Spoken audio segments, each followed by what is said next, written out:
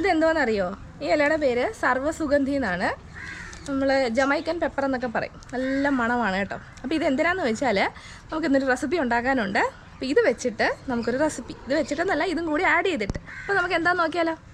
അപ്പോൾ ഇന്നത്തെ നമ്മുടെ റെസിപ്പി നല്ല ഒന്നാം തരം ഒരു ബീഫ് കറിയാണ്. ബീഫ് കറി പല രീതിയിൽ പല ടൈപ്പ് ബീഫ് കറി ഞാൻ നേരത്തെ ചെയ്തിട്ടിട്ടുണ്ട്. അപ്പോൾ ഇന്ന് വേറിട്ടൊരു ടേസ്റ്റിൽ നമുക്കിന്നൊരു ബീഫ് തയ്യാറാക്കി നോക്കാം. അപ്പോൾ നമ്മളിതേ അതിന് വേണ്ടിയിട്ട് 1 കിലോ ബീഫ് നന്നായിട്ട് കഴുകി വൃത്തിയാക്കി എടുത്തിട്ടുണ്ട്. ഈ 1 കിലോ ബീഫിൻ്റെ അളവിനാണ് ഞാൻ ഇന്ന് അതിൻ്റെ ഇൻഗ്രീഡിയൻസ് ഒക്കെ പറയുന്നത്. അപ്പോൾ ഇനി ബാക്കി എന്തൊക്കെയാണ് വേണ്ടത് നമുക്ക് നോക്കാം. അപ്പോൾ ആദ്യം തന്നെ ഞാൻ ഈ ബീഫ് ഒന്ന് വേവിച്ചെടുക്കാൻ പോവുകയാണ്. അപ്പോൾ എളുപ്പത്തിന് വേണ്ടിയിട്ട് ഒരു കുക്കറിലേക്ക് നമുക്കിതൊന്ന് ഇട്ട് കൊടുക്കാം. നിങ്ങൾക്ക് അല്ലാന്നുണ്ടെങ്കിൽ സ്ലോ കുക്ക് ചെയ്തുള്ള ചട്ടിയിലൊക്കെ നല്ല സ്ലോ കുക്ക് ചെയ്തെടുത്താൽ അങ്ങനെയും ചെയ്യാം. അപ്പോൾ ഞാൻ ഒരു കുക്കർ, സ്റ്റീൽ കുക്കർ ആയതുകൊണ്ട് തന്നെ ഞാനൊരു അല്പം വെളിച്ചെണ്ണ ആദ്യമേ അതിലേക്കൊന്ന് ഒഴിച്ചു കൊടുക്കുന്നുണ്ട്. ഇനി അതിലേക്ക് നമ്മൾ എടുത്തു വെച്ചിട്ടുള്ള ബീഫ് അത് ചേർത്ത് കൊടുക്കാം. ഞാനിപ്പോൾ സ്റ്റൗ ഒന്നും ഓണാക്കിയിട്ടില്ല. ഇനി നമ്മൾ അതിലേക്ക് ചേർക്കേണ്ടത് ചെറിയ ഉള്ളിയും സവാളയും. സവാള ഞാനൊരു 3 എണ്ണ എടുത്തിട്ടുള്ളൂ. പിന്നെ ചെറിയ ഉള്ളി ഒരു 250 ഗ്രാം ചെറിയ ഉള്ളി ഞാൻ എടുത്തിട്ടുണ്ട്. മുറിച്ചിട്ടൊന്നുമില്ല, മുഴുവനെ തന്നെയാണ്. അതിൻ്റെ കൂടെ എരിവിന് വേണ്ടിയിട്ടൊരു 3-4 പച്ചമുളകും എടുത്തിട്ടുണ്ട്. അത് നമ്മുടെ എരിവിനനുസരിച്ച് ചേർക്കാം. അതും കൂടി ഞാൻ ഇതിലേക്ക് ഇട്ട് കൊടുക്കുവാണ്. ഇനി അതിലേക്ക് ചേർക്കുന്നത് വെളുത്തുള്ളിയാണ്. ഞാൻ നന്നായിട്ട് കഴുകിയിട്ട് പുറത്തെ തൊലി മാത്രമേ ഒന്ന് കളഞ്ഞിട്ടുള്ളൂ. അതുപോലെ തന്നെ ഇട്ട് കൊടുക്കുവാണ് ഒരു വലിയ തുടം വെളുത്തുള്ളി. ഇനി നമ്മുടെ സ്വന്തം നമ്മൾ ആദ്യമേ പിച്ചെടുത്ത നമ്മുടെ സർവ്വസുഗന്ധിയുടെ 2 ഇല ഞാൻ ചേർക്കുന്നുണ്ട്. അപ്പോൾ ഇനി ഞാൻ ചേർക്കാൻ പോകുന്നത് പച്ച കപ്പയ്ക്കാണ്. ഇതൊരു ടിപ്പാണ് കേട്ടോ. ഇറച്ചിയൊക്കെ പെട്ടെന്ന് വെന്ത് കിട്ടാനായിട്ട് പച്ച കപ്പയ്ക്ക ഇതുപോലെ തൊലിയൊക്കെ കളഞ്ഞിട്ട് ചെറിയ കഷ്ണങ്ങളാക്കി മുറിച്ചൊന്ന് ചേർത്ത് കൊടുത്താൽ മതി. ഞാനതിലേക്കൊരു 3 കഷ്ണം കപ്പയ്ക്ക ഇടുന്നുണ്ട്. അപ്പോൾ ഇനി ഞാൻ ഇതിലേക്ക് കുറച്ച് മഞ്ഞൾപ്പൊടി ചേർക്കുന്നുണ്ട്. കണ്ടോ, ഏകദേശം ഈ ഒരു സ്പൂണിലൊരു ചെറിയ ടീസ്പൂൺ മഞ്ഞൾപ്പൊടി.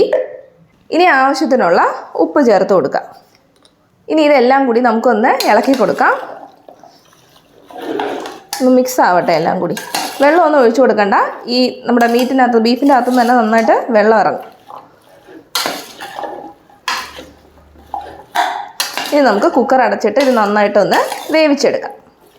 ഇനി ഞാനിത് മൂടി വെച്ചിട്ടൊന്ന് വേവിക്കാൻ പോവുകയാണ്. ഈ കുക്കറിൽ ഒരു 5 വിസിൽ വരെയാണ് ഞാനിത് വേവിക്കുന്നത്. ഇനി നമുക്ക് സ്റ്റൗ ഓൺ ചെയ്ത് കൊടുക്കാം. ഇപ്പോഴാണ് ഞാൻ സ്റ്റൗ ഓണാക്കിയത്. ഇനി ഇതിനകത്തിരുന്നൊന്ന് വേവട്ടെ. ഒരു 5 വിസിൽ വരുന്ന വരെ നമുക്കൊന്ന് നന്നായിട്ട് വേവിച്ചെടുക്കാം. അപ്പോൾ നമ്മുടെ കുക്കറെ കറക്റ്റ് 5 വിസിൽ നന്നായിട്ട് വെന്തിട്ട് ആ വിസിലൊക്കെ പോകുന്ന വരെ നമ്മളൊന്ന് വെയിറ്റ് ചെയ്തിട്ടുണ്ട്. ഇനി നമുക്കൊന്ന് തുറന്ന് നോക്കാം. കുക്കർ നന്നായിട്ട് തണുത്തിട്ടുണ്ട്. നമുക്ക് തുറന്ന് നോക്കാം. ഇതേ കണ്ടില്ലേ, നമ്മൾ ഒട്ടും തന്നെ വെള്ളം ഒഴിച്ചിട്ടില്ല. പക്ഷേ ബീഫിൽ നിന്ന് നന്നായിട്ട് വെള്ളം ഇറങ്ങിയിട്ടുണ്ട്. ഇനി നമുക്ക് അടുത്ത സ്റ്റെപ്പ് എന്താണെന്ന് നോക്കാം. ഇനി നമ്മൾ ഒരു ചുവട് കട്ടിയുള്ള പാത്രം, ഞാൻ ഒരു ഇരുമ്പ് കട്ടിയാണ് എടുത്തിട്ടുള്ളത്. നമ്മുടെ കയ്യിലുള്ള ഏതെങ്കിലും ഇച്ചിരി ചുവട് കട്ടിയുള്ള ഏതൊരു പാത്രവും നമുക്ക് എടുക്കാം. പാനായാലും മതി. അപ്പോൾ അതിലേക്ക് നമുക്ക് ആദ്യം കുറച്ച് വെളിച്ചെണ്ണ ഒഴിച്ചു കൊടുക്കാം.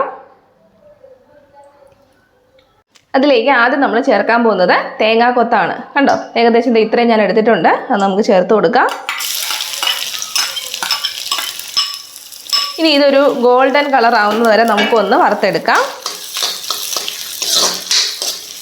ഇതിലേക്ക് ഞാനൊരു അല്പം മഞ്ഞൾപ്പൊടി ചേർക്കുവാണ്, നമുക്ക് പെട്ടെന്ന് അതൊന്ന് മൂത്ത് കിട്ടാനായിട്ട്. അപ്പോൾ നമ്മുടെ തേങ്ങയൊക്കെ നല്ലൊരു ഗോൾഡൻ കളറായിട്ട് വരുന്നുണ്ട്. ഇനി അതിലേക്ക് നമുക്ക് ഇഞ്ചി അരിഞ്ഞത് ചേർത്ത് കൊടുക്കാം. ഒരു വലിയ കഷ്ണം ഇഞ്ചി, ഇടത്തരം വലിപ്പത്തിലുള്ള ഒരു വലിയ കഷ്ണം ഇഞ്ചി അരിഞ്ഞതാണ്. അത് നമുക്ക് ചേർത്ത് കൊടുക്കാം. അതും കൂടി ചേർത്തൊന്ന് വഴറ്റിയെടുക്കാം. അതിൻ്റെ കൂടെ തന്നെ അതൊരല്പം വെളുത്തുള്ളിയും കൂടി ഞാൻ ചേർക്കുന്നുണ്ട്. നേരത്തെ നമ്മൾ ഓൾറെഡി വെളുത്തുള്ളി ചേർത്താണ് വേവിച്ചത്, എന്നാലും കുറച്ച് വെളുത്തുള്ളിയും കൂടി ഞാൻ ഇടുന്നുണ്ട്. അപ്പോൾ നമ്മുടെ തേങ്ങാക്കൊത്തും ഇഞ്ചിയും വെളുത്തുള്ളിയൊക്കെ നന്നായിട്ട് മൂത്ത് വന്നിട്ടുണ്ട്. ഇനി നമുക്കിതൊന്ന് ലോ ഫ്ലെയിമിലാക്കിയിട്ട് പൊടികൾ ചേർത്ത് കൊടുക്കാം. പൊടികളെന്ന് പറഞ്ഞാൽ ഒരു 2 ടീസ്പൂൺ മല്ലിപ്പൊടി, 3 ടീസ്പൂൺ മുളക് പൊടി, 1 ടീസ്പൂൺ കുരുമുളക് പൊടി, ഇത്രയാണ് ഞാൻ ചേർക്കുന്നത്. ഇനി ആ പൊടികളുടെ പച്ചമണം മാറുന്നത് വരെ ഒന്ന് നമുക്ക് വഴറ്റിയെടുക്കാം. പൊടികൾ ചേർക്കുമ്പോൾ ലോ ഫ്ലെയിമിലാക്കാൻ ശ്രദ്ധിക്കുക, അല്ലെങ്കിൽ പൊടികൾ കരിഞ്ഞു പോവും. അപ്പോൾ പൊടികളുടെ പച്ചമണമൊക്കെ മാറി നന്നായിട്ട് മൂത്ത് വന്നിട്ടുണ്ട്. നമ്മളിതുവരെ ഗരം മസാല ഒന്നും ചേർത്തിട്ടില്ല. അത് ഓപ്ഷണലാണ്, നിങ്ങൾക്ക് ഇഷ്ടമുണ്ടെങ്കിൽ ചേർത്ത് കൊടുക്കാം. അല്ലെങ്കിൽ ഇങ്ങനെ ആകുമ്പം ആ ബീഫിൻ്റെ ടേസ്റ്റ് അതേപോലെ നമുക്ക് കിട്ടും. ഇഷ്ടമുണ്ടെങ്കിൽ ചേർത്ത് കൊടുത്താൽ മതി കേട്ടോ, ഓപ്ഷനിലാണ്. ഇനി നമ്മൾ വേവിച്ച് വെച്ചിട്ടുള്ള ബീഫ് അതിലേക്ക് ചേർത്ത് കൊടുക്കാം.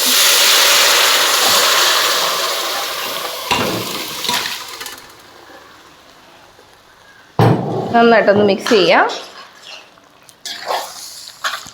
ഞാനിതിലേക്ക് 1 ടീസ്പൂൺ ഗരം മസാല ചേർക്കുന്നുണ്ട്. ഇനി ഒന്ന് മിക്സ് ചെയ്ത് കൊടുക്കാം. ഇപ്പം തന്നെ നല്ലൊരു മണമുണ്ട് കേട്ടോ. ഒരു പ്രത്യേക മണമാണ്. നമ്മുടെ ആ സർവ്വസുഗന്ധിയുടെയൊക്കെ ഒരു പ്രത്യേക വാസന വരുന്നുണ്ട്.